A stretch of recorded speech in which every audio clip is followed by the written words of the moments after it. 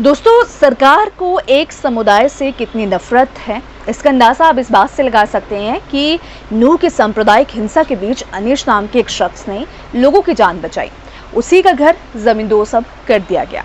जी हाँ, अनीश की मोहब्बत की कहानी भाजपा की खट्टर सरकार को पसंद नहीं आई और बिना नोटिस दिए अनीश का घर जमींदोज कर दिया गया।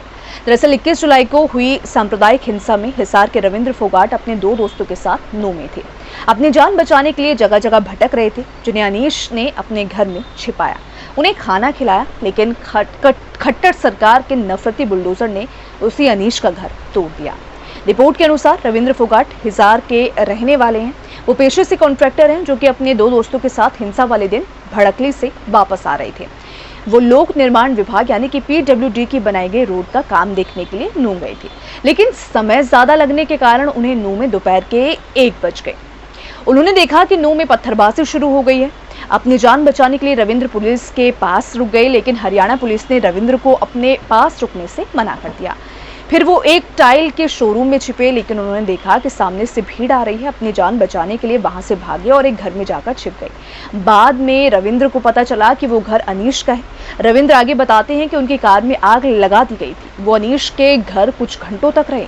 उसके बाद अनीश ने उन्हें अपनी कार से PWD गेस्ट हाउस छोड़ा। रात भर PWD गेस्ट हाउस में रहने के बाद सुबह सोहाना से भाजपा विधायक संजय सिंह की कार में वो गुरुग्राम आए। उसके बाद वहां से हिसार के लिए निकले। नूह की सांप्रदायिक हिंसा के बीच अनीश ने रविंद्र और उसके दो दोस्तों को खाना खिलाया और सुरक्षित स्थान पर उन्हें पहुंचाया।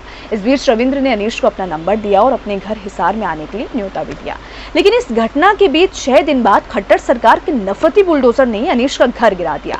अनीश ने रविंद्र फोगाट को कॉल किया और बताया कि मेरे घर पर भी बुलडोजर चला दिया गया है। रविंद्र ने नूह सिटी पुलिस स्टेशन के थाना प्रभारी को फोन करके बताया कि अनीश का घर दंगों में शामिल नहीं था और मैं और मेरे दोस्त इस बात की गवाह हैं। उन्होंने भाजपा प्रदेश अध्यक्ष नरेंद्र पटेल को भी बताया कि यहां तक कि SP को भी बताया, लेकिन बहुत देर हो चुकी थी जब तक खट्टर सरकार के बुलडोजर ने अनीश का घर जमींदोज कर दिया था।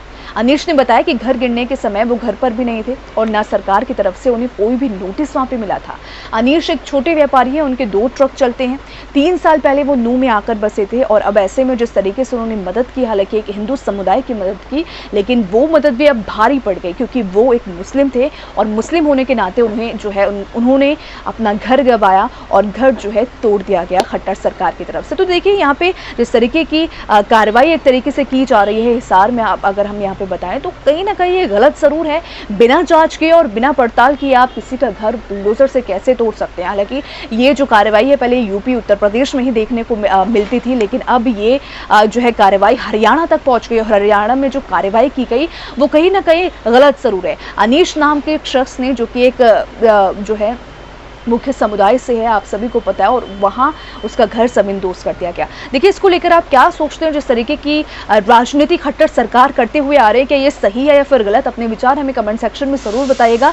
जिस शख्स ने 2 लोगों की वहां पे जान बचाई और अपने घर में शरण दी, उसी शख्स का घर गिरा दिया गया और घर को तोड़ दिया गया। क्या ये सही है या फिर गलत?